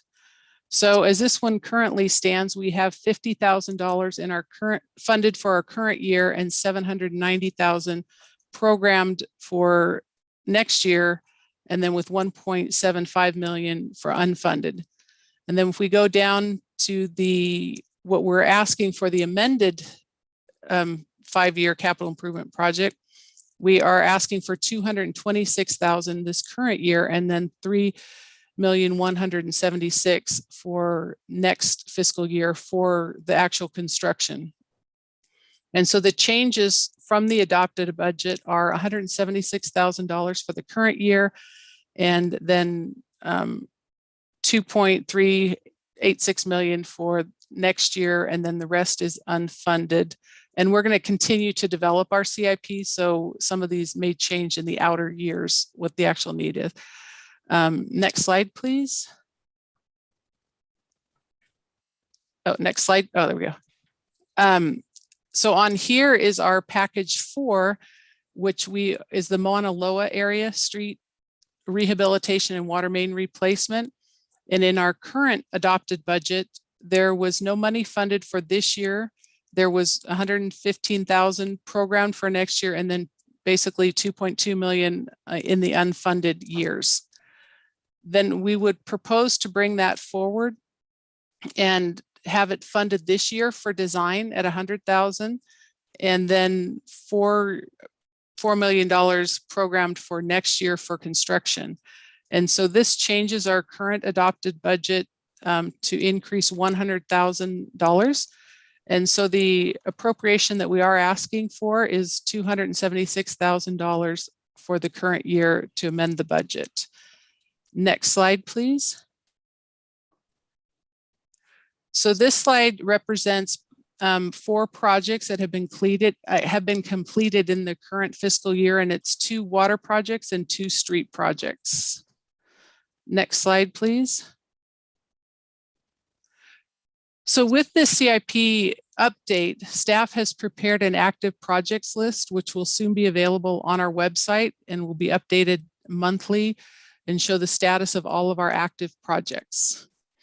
In your city council package, attachment A is also a table that we will continue to provide updates of the CIP projects. And this is basically generated from this active projects list. Okay, next slide, please.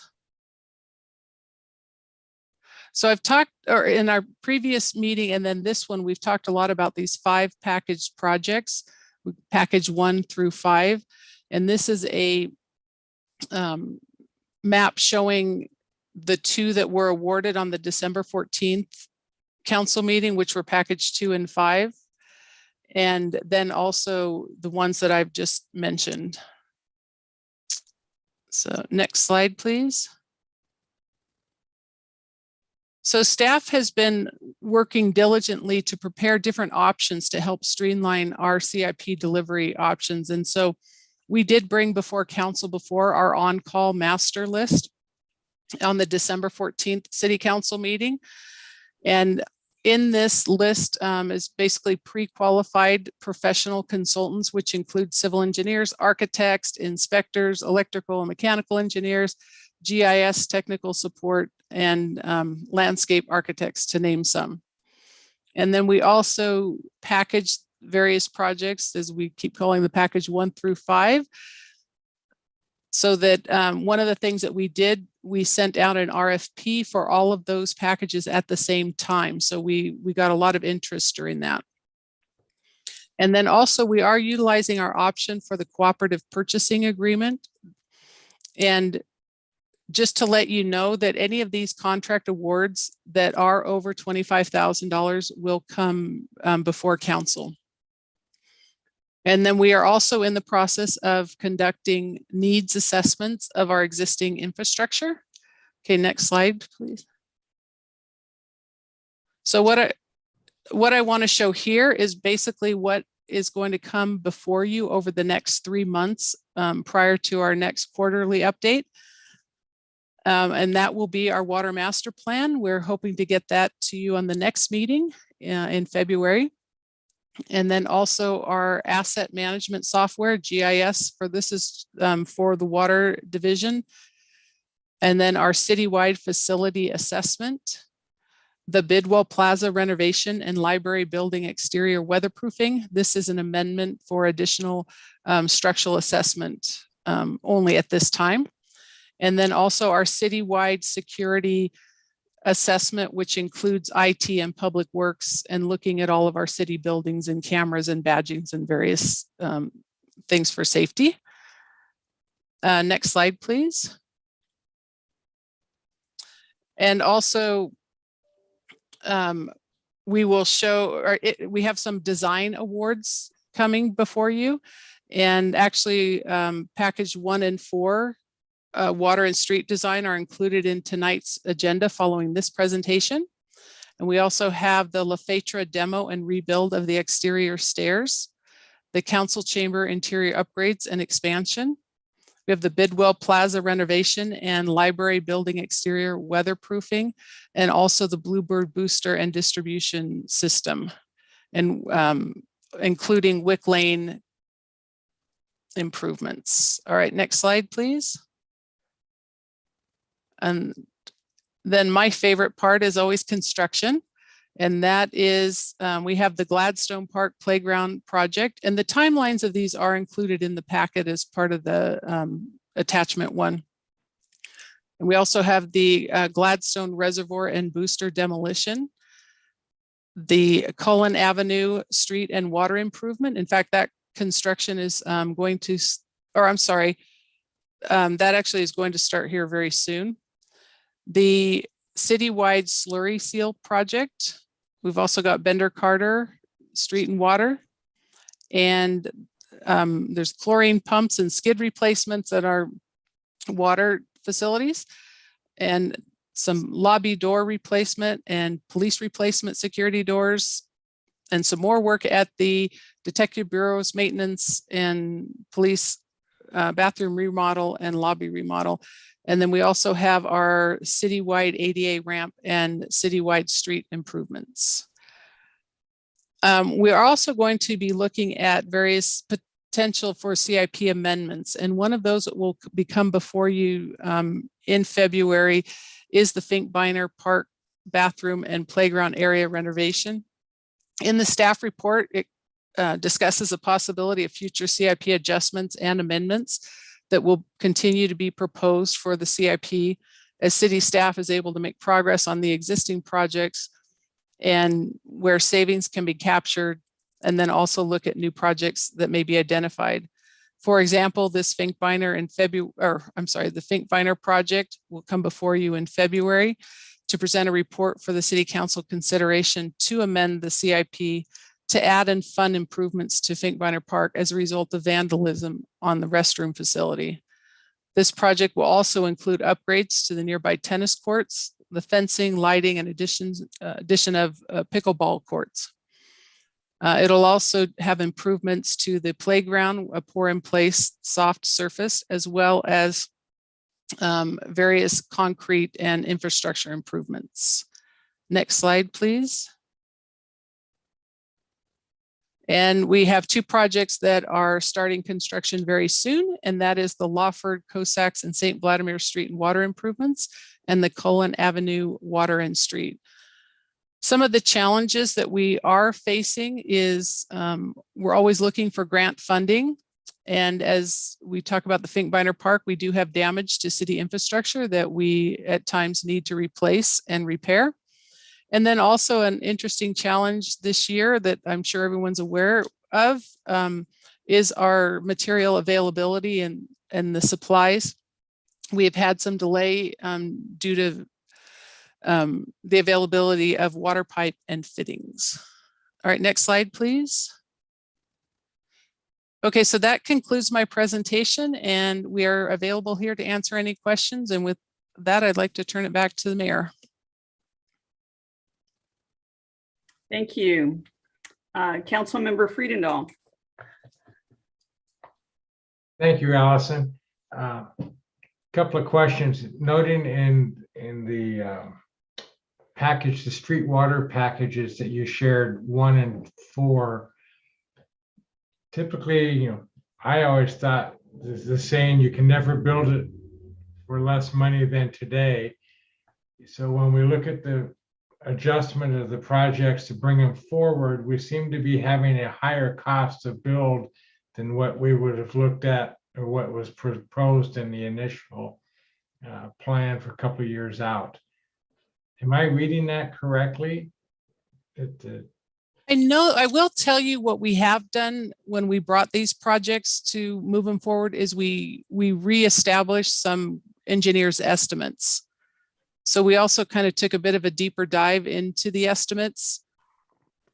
Okay. I don't know if that answers your question. Well, that's a good rationale for it. It's just the total number of total costs seem to be more in doing it this year, next year type of thing than if we were postponing it. So fine tuning those estimates probably is the rationale for it. Well, and also I'd have to look a little deeper, but some of the scope or the length or,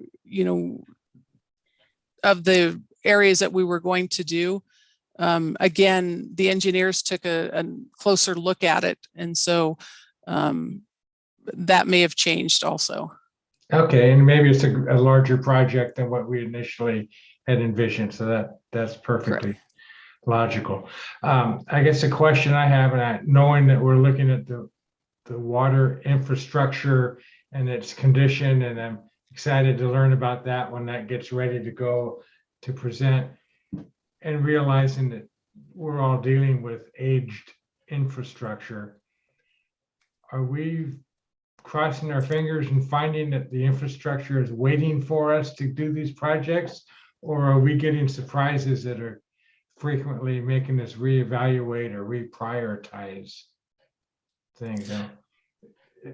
Well, I would say that the reason we came up with these packages was, from say when we put the CIP together originally, that we did see some additional leaks and additional areas that we had problems. And that's exactly why we are coming before you today too. Okay. That, we all hope that you make the best plans and the plans will wait for us, as opposed to a spring showing up somewhere else and deciding, oops, that's where we get to focus our energy. So, okay.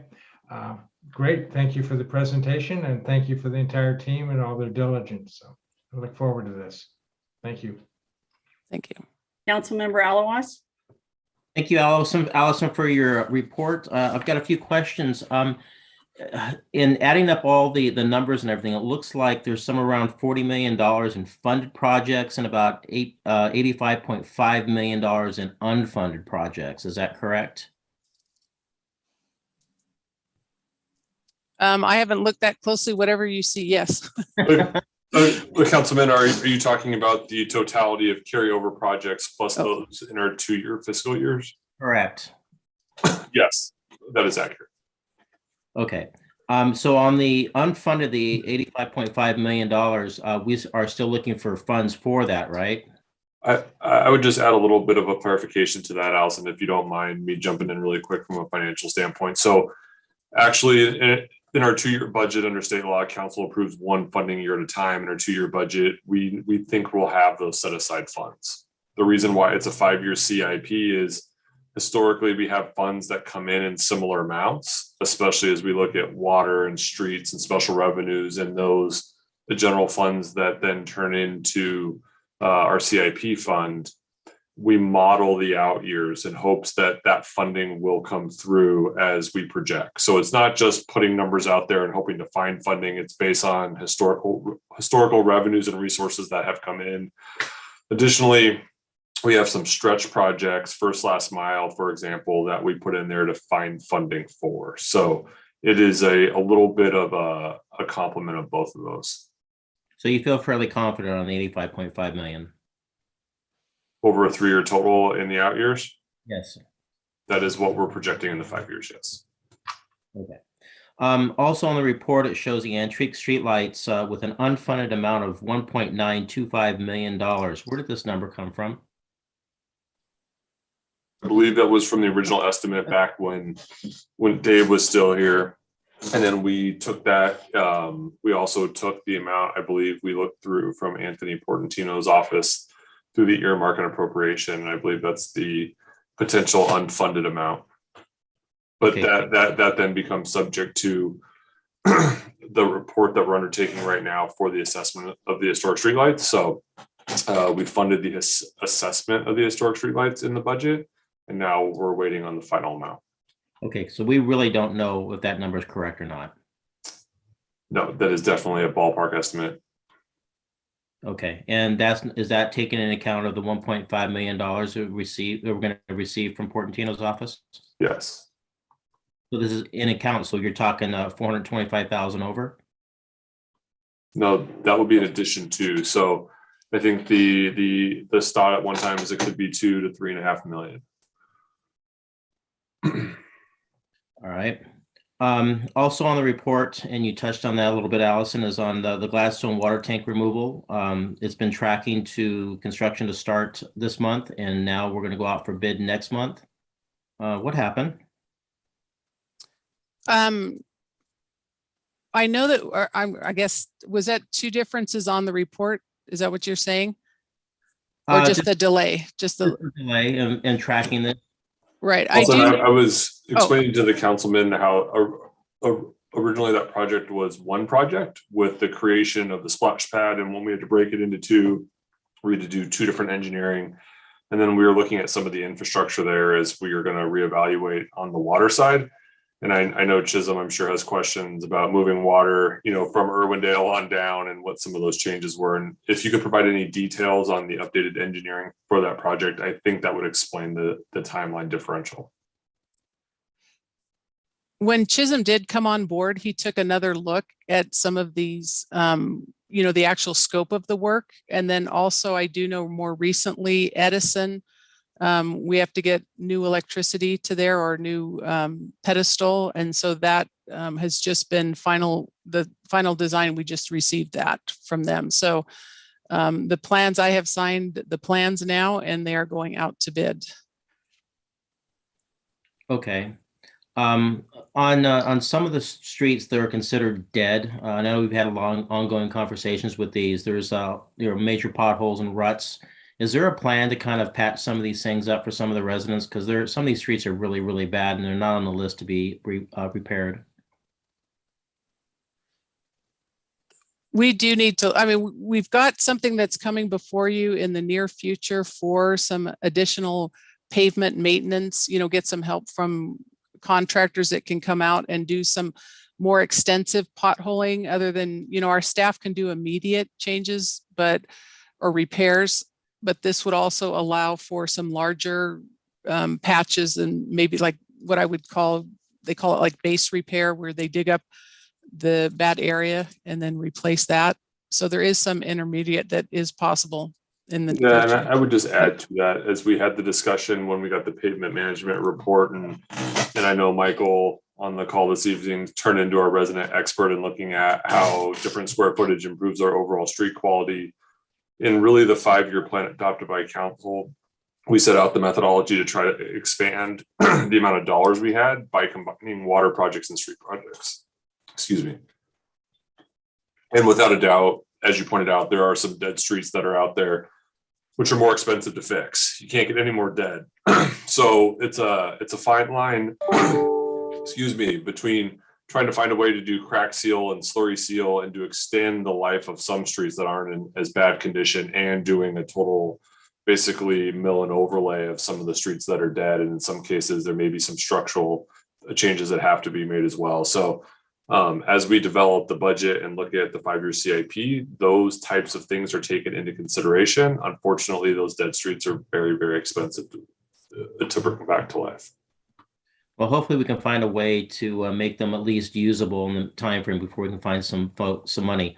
Last question I have is, or concern is, when we had our joint meeting with the water department, our water commission, we had a discussion on Big Dalton spreading grounds, and it was talked about with Three Valleys and I believe county, that this was a regional effort, and that we weren't going to be expected to put any money towards that. And I see this on there that we're going to maybe contribute to that.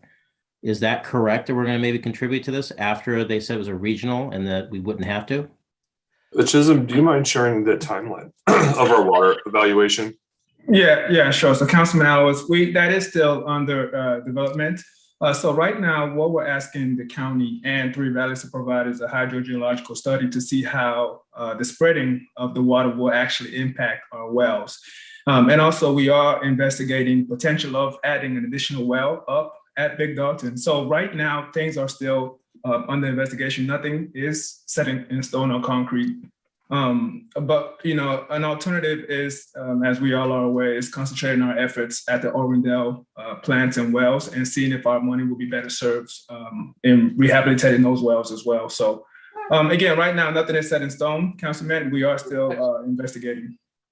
So is the county asking us for contributions currently? They are asking us for contributions. But again, until we get more firm information, we are reluctant to contribute to that project at this time. So even though they had admitted with Three Valleys, it was a regional benefit.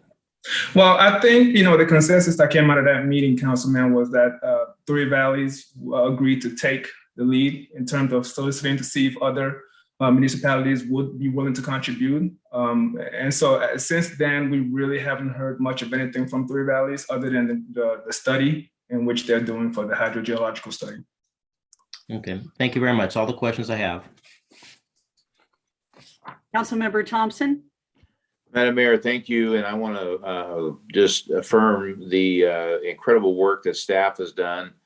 I know this started back when we had our planning retreat, which seems like a year or so ago. It probably has not been that long, but I just want to say thank you for the prudence, the strategy, the ability to look at maybe doing things a little bit differently.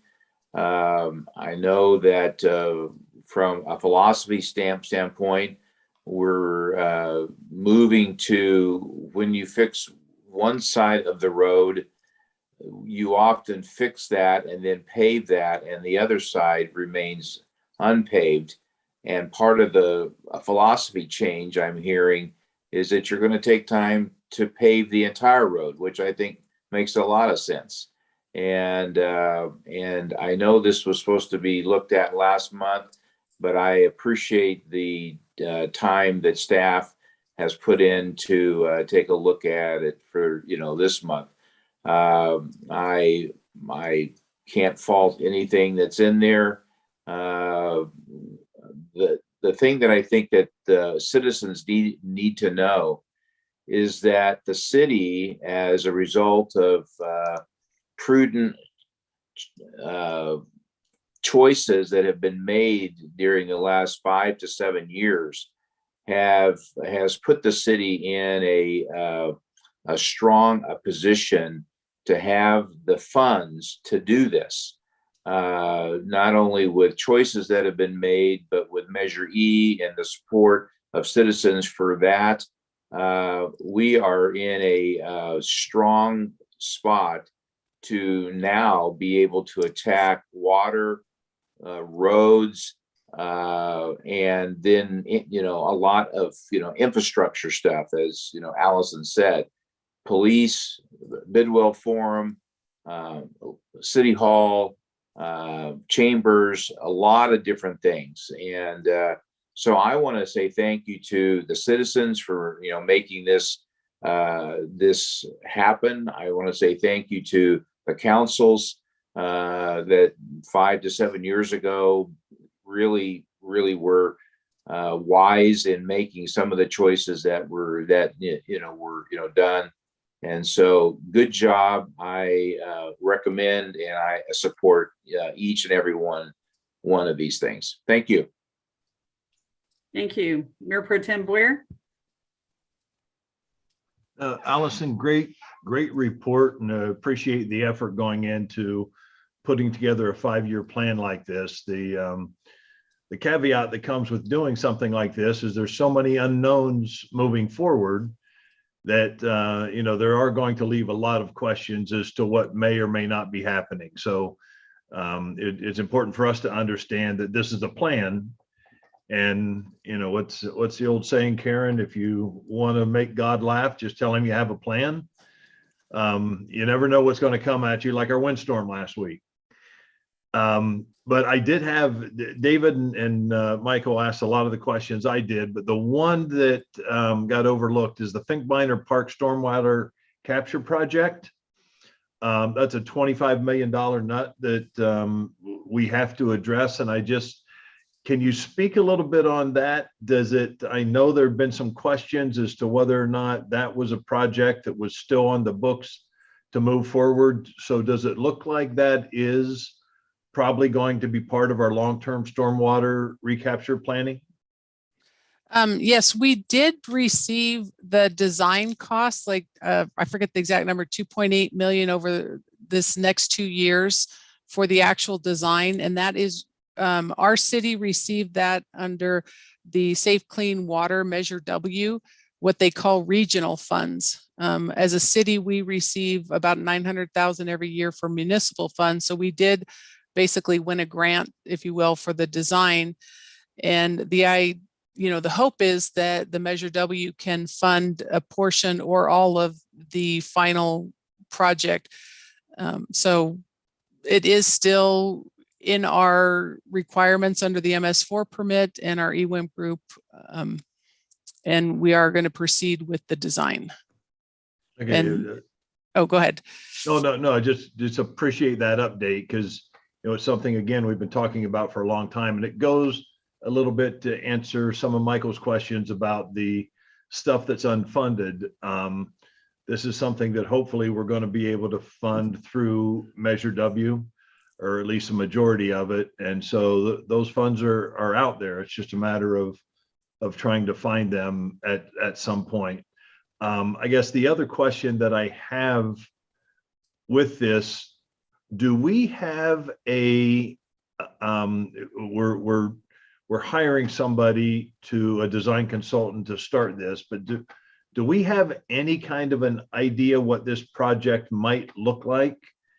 And the main reason I'm asking is we're talking about doing some park improvements in the Fink Minor Park area.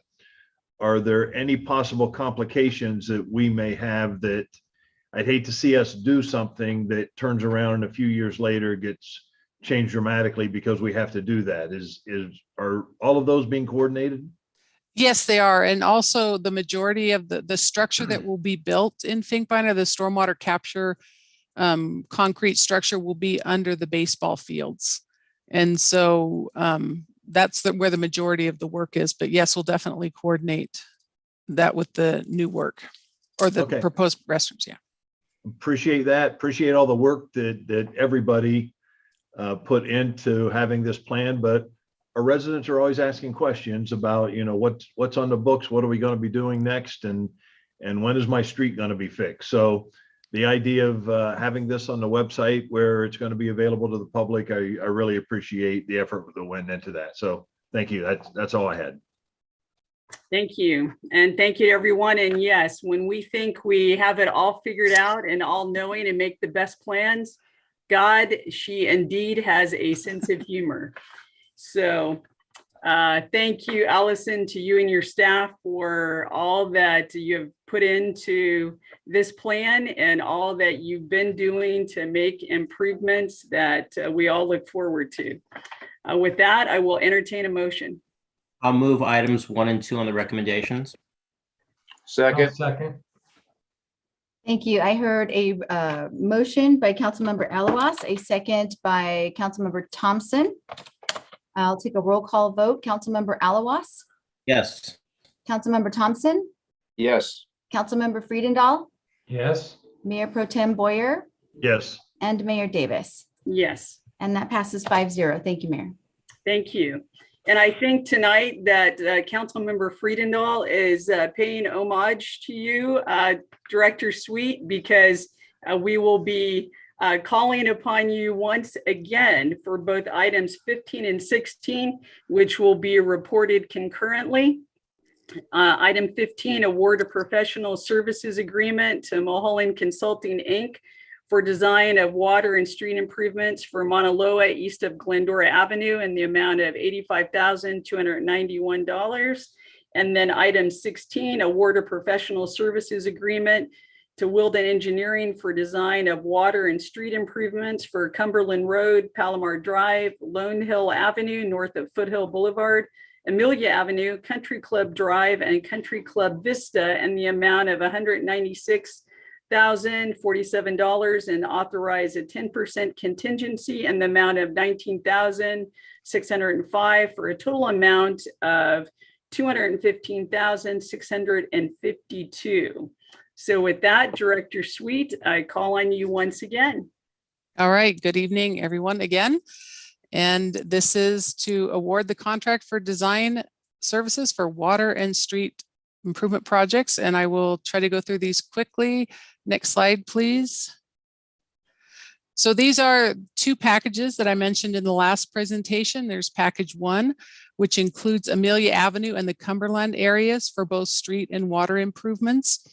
They were originally 4 separate projects that we've now combined for much more robust project and having a nice street after we do the water improvements. And that will include Amelia and Wildwood Ranch Street rehabilitation and Cumberland, Palomar, and Lone Hill, north of Foothill, street rehabilitation, Country Club and Country Club Vista, water main replacement, and the Cumberland, Palomar, and Lone Hill water main replacement. And then package 4 is the Mauna Loa area for another street and water improvement. We've combined 2 projects, one being the street and one being the water main replacement. Next slide, please. And here is a map showing the location of these projects. Next slide, please. So here's a more detailed map showing the location of this one shows the portion of Amelia, or I'm sorry, this is a North Lone Hill area. And for this project, there were 7 consultants that proposed on this. And we selected, after a lot of negotiation and diligence and interviews, we selected Wield, and their contract amount is for $196,047 with a total project construction cost of $3.4 million. And this project will replace about 4,000 linear feet of 8-inch ductile iron water main, and also improve about 211 square feet of pavement rehabilitation.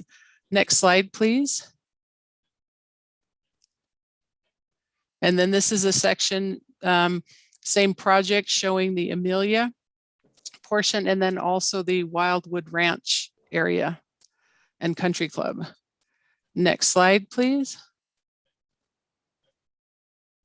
So this is package 4. We had 8 consultants submit design proposals, and the estimated construction cost of this project is $4,165,000 with the design consultant of Mulholland Consulting.